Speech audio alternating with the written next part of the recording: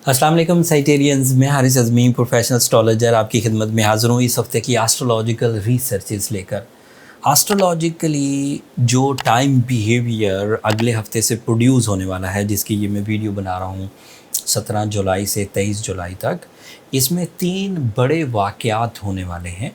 इन events का आपकी ज़ात पर कई शोबों पर गहरा मुस्बत एंड प्रोडक्टिव असर आएगा।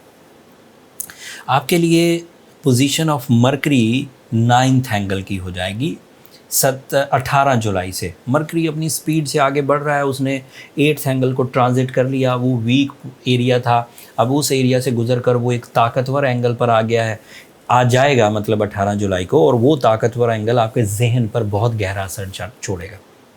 इसको इस तरह समझिए स्कैटेरियन, जैसे समझाने के लिए कह रहा हूँ, जैसे दोपहर में सूरज अपनी अपनी परफॉर्मेंसेस दे रहा होता है, रोशनी दे रहा होता है, हीट दे रहा होता है, बट फ्रेंडली नहीं होता। बट फिर सूरज थोड़ा सा आगे को मूव करता है और शाम में ज़रा ढलने की, ज़रा लो रे उसकी जो हीट है लो हो जाती है, तो वो फ्रेंडली एंगल कहलाता है, या फजर के वक्त फ्रेंडली एंगल कहलाता है। तो इसी तरह मरकरी जब 8th एंगल पर था तो अग्रेसिव था, नेगेटिव था, इरिटेटिंग था और प्रॉब्लमेटिक था। बट अब जब वो 9th एंगल पर आएगा तो प्लेजेंट होगा, रिसर्च वर्क इंक्रीज़ कर जाएगा, माइंड स्किल फोकस होकर काम करेंगी, कम्युनिकेशन स्किल्स में प्लेजर क्रिएट होगा, मेच्योरिटी क्रिएट होगी, मैजिक क्रिएट होगा। सामने वाला आपकी बात को रद्द नहीं कर पाएगा। आपकी एजुकेशनल एक्टिविटी, आपकी माइंड परफॉर्मेंसेस की वजह से फ्लरिश करेंगी। आपकी एग्जामिनेशंस और एग्ज़ाम्स की प्रिपरेशंस आपको सपोर्ट करेंगी। आपका वे ऑफ टॉकिंग आपकी पब्लिक रिलेशंस को इन्हेंस कर देगा। आपका वे ऑफ टॉकिंग सीनियर्स के साथ आपके कनेक्शंस को मुस्बत एंड प्रोडक्टिव एंड स्ट्रॉन्ग कर देगा। आपकी अपनी क्रिएटिव स्किल्स आपकी परफॉर्मेंसेस में निखार पैदा करेगी। एंड यही बात हायर एजुकेशन वालों के लिए भी है कि मरकरी अगर 9th एंगल पर हो तो उनके लिए अपने जो कंपटीशन वाले एग्ज़ाम्स हैं उन्हें क्लियर करने में मदद मिलती है। बट बात इतनी नहीं, बात इससे बढ़कर है। 18 जुलाई को जब मरकरी 9th एंगल पर इंटर होगा, उसके 3 दिन के बाद हफ्ते के तकरीबन आखिरी दिन सूरज भी उसी 9th एंगल पर आ जाएगा। वो अपनी पावरफुल मोस्ट पोजीशन पर होगा 2022 में। वो लीव एंगल है। लीव को सूरज ही रूल करता है। अगर सूरज 9th एंगल पर कभी भी स्कॉर्पियोस के लिए आए तो मैं चाहे बता रहा हूँ या नहीं, आपने कहीं ख़बरों में सुना, कहीं पेपर में पढ़ा, कहीं किसी से भी सुना कि Suraj is in 9th angle, Suraj in leave angle, तो वो सैजिटेरियन के लिए गैर मामूली सीज़न होगा 30 दिन का। उसमें उनकी जो एनिमी बिहेवियर्स हैं वो रिपेयर होंगे, लोगों की साजिशों को ये किल कर सकेंगे सैजिटेरियन, अपनी बुरी आदतों को ख़त्म कर सकेंगे, अपने डिसीजंस को प्रॉपरली ले सकेंगे, करेजफुली ले सकेंगे, अपने अंदर की बुज़दिली को ख़त्म कर सकेंगे एंड अपनी नेचुरल स्किल्स डेवलप कर सकेंगे। Suraj is so friendly for the Sagittarian because of fire element. Sagittarian 3rd star है जो फायरी नेचर का है। Aries, Leos and Sagittarian are fiery in the solar system and Suraj उन्हें सपोर्ट करता है, उनकी परफॉर्मेंसेस को, उनकी इनर एबिलिटीज़ को, उनकी रोमांस को और उनकी अटैचमेंट्स को, उनकी दिलचस्पियों को। जैसे वो कोई भी चीज़ परफॉर्म करेंगे तो बहुत अच्छी परफॉर्मेंसेस आएंगी।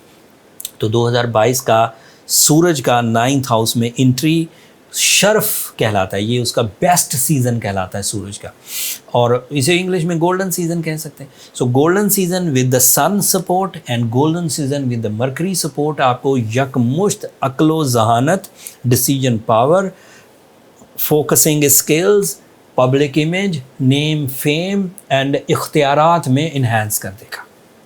तो दिस इज़ अ टाइम जब आप अपनी तालीमी सरगर्मियाँ, जब अपने प्लान्स को सीधा करने के लिए इकदामात, जब कनेक्शन विद द सीनियर्स उनके साथ अच्छे बनाने के लिए, जब फेम अर्न करने के लिए, नेम अर्न करने के लिए, इख्तियारात हासिल करने के लिए, this is the right time. इसके लिए एक्स्ट्रा एफर्ट्स करने हैं, ग्राउंड एफर्ट्स करने हैं, स्पिरिचुअल एफर्ट्स करने हैं, मीटिंग्स करनी है, प्लान्स करने हैं, रिसोर्सेज इकट्ठे करने हैं। दिस इज़ द टाइम जब आप इसे करिए और आपको रिजल्ट्स आपकी तवक्कुआत से बढ़कर मिलेंगे।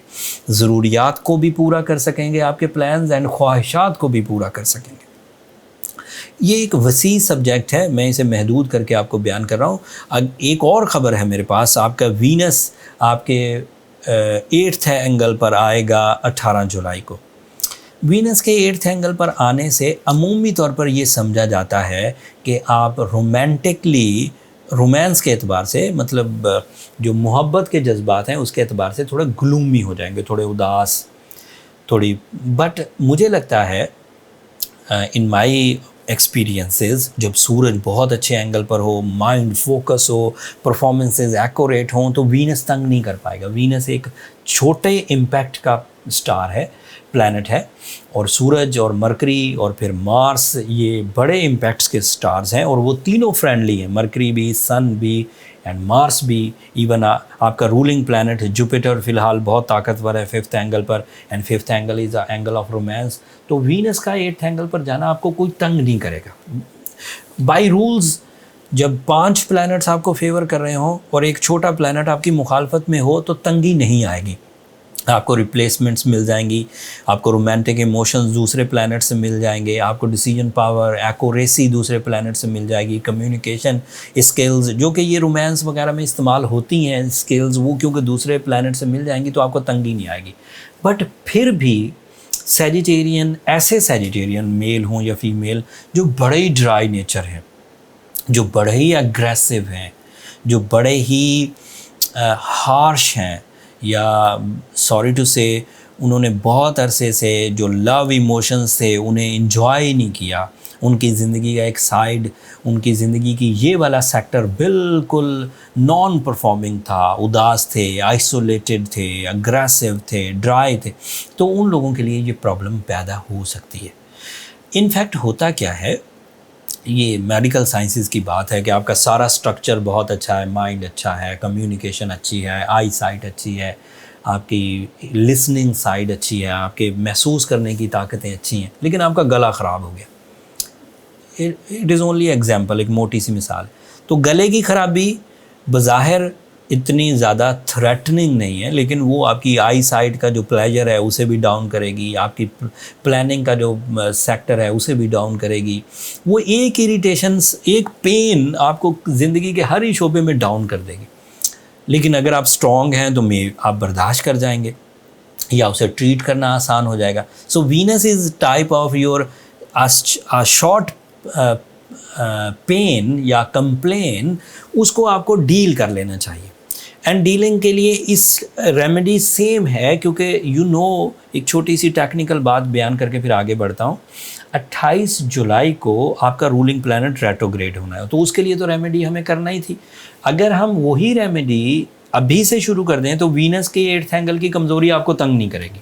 And remedy is blue sapphire, remedy is ruby, remedy is सूरह शम्स 5 times in a day। So spiritual side भी कवर हो जाएगी, साइंटिफिक साइड भी कवर हो जाएगी, वीनस भी कवर, जुपिटर भी कवर, एंड सैटर्न जो 4 जून से रेट्रोग्रेड है वो भी कवर। तो परेशान होने की ज़रूरत नहीं है। And otherwise short term planets वो आपको भरपूर सपोर्ट कर रहे हैं। मैंने अभी बयान किया, Mercury and sun at their best in 2022, और उसे यूज़ करिए, कैश करिए और ज़िंदगी के मज़े लीजिए, अल्लाह ताला की नेमतों का शुक्र अदा करिए। That's all from my and. तफसील और ज़्यादा थी, लेकिन अभी आप अपनी तवज्जो अपनी ईद की तैयारियों की तरफ दीजिए, अपनी सुन्नत इब्राहिमी अदा करिए, अपने इर्द गिर्द जो नादार, कमज़ोर, मोहताज लोग हैं उनका बहुत ध्यान रखिएगा। इस साल बड़ी महंगाई है, एंड अपनी दुआओं में हमें भी याद रखिएगा। साइटेरियंस, आपकी दुआएं न सिर्फ हमारे लिए इस दुनिया का बल्कि आखिरत का सबसे कीमती सरमाया है। और ये बात मैं 2012 से जब से ये वीडियोस कर रहा हूँ आपकी खिदमत में पेश करता हूँ, हर दफ़ा वीडियो के एंड पर तकरीबन 1 दिहाई हो गई कि आपसे दरख्वास्त करता रहता हूँ दुआओं की। एंड आपकी दुआओं से डे बाय डे अल्लाह ताला इज़्ज़त ही दे रहे हैं। सो ये मैं समझता हूँ नतीजा आपकी दुआओं का है। चैनल को भी सब्सक्राइब करना मत भूलिएगा, उससे ज़रा हमारी हौसला अफजाई हो जाती है। अगले हफ्ते तक के लिए इजाज़त दीजिए, अल्लाह ने के बाद।